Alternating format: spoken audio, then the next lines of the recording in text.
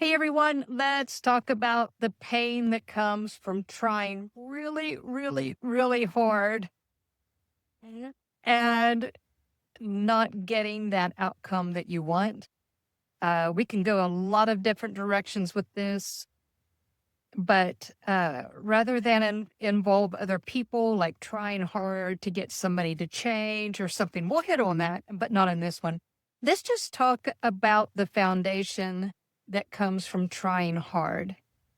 Maybe we're trying hard to improve our health, or maybe we're trying hard to eat, well, to eat healthy, or maybe we're trying hard to create a new habit, or maybe we're trying hard to do something that we really have a conviction about. Like maybe we recognize that we're not forgiving somebody and we really are trying hard to forgive them.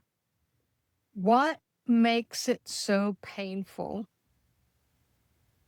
when we try?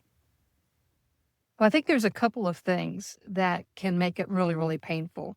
I cannot remember. You guys might know from Star Wars, I guess it's Yoda, that said there's something about trying isn't doing or something along that line.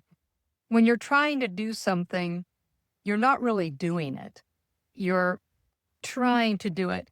I had one of my mentors back in the day. She was facilitating a workshop and I was shadowing her, and she had a ballpoint pen on the floor, and she said, "Hey, try to pick up that pen." She talked with somebody there in the audience. She said, "Try to pick up that pen," and he automatically just bent down, picked up the pen, and she was making a point that he didn't try to pick up the pen; he just did it.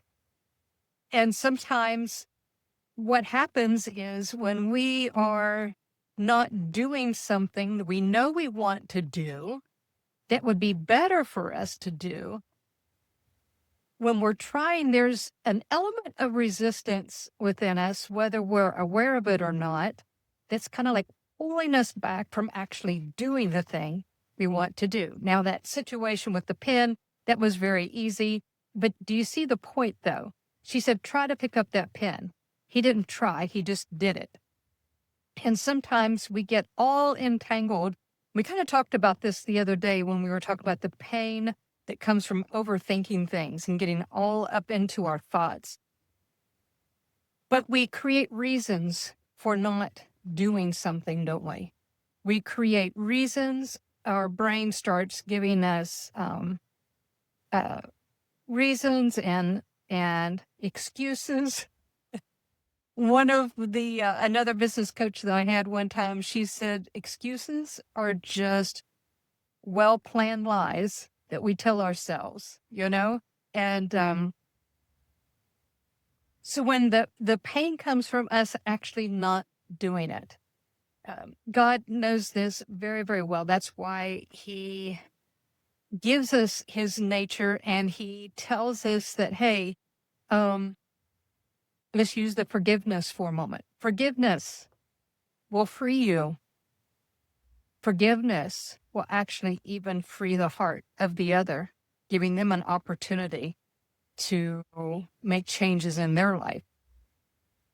Forgiveness ends the mental and physical, or the mental, the physical, the physiological pain that stresses in your body. So we try hard to forgive, but we don't. And when we're trying the mental activity, the fear of letting go creates that resistance inside. That, excuse me, that I believe is the foundation as to why we don't. Well, what do we need to do, Tonya? There's a couple of ways you can handle this. If someone is more connected with and as a feeler, meaning, let's talk about feelers and thinkers for a moment. If your decision making is more involved with your feelings, it's going to be a little bit um, more entangled because you've got these, well, what if I forgive and then I get hurt again? Or what if, and you got all these different scenarios and you're trying to protect them that way. Sometimes I think people that can think clearly and make decisions and just kind of cut things off in a healthy way, I think they really have an advantage. In a situation like this, it's like, oh, okay, I need to try this new idea. I need to do something I never did before. Okay, well, let's just go do it. Let's go do it.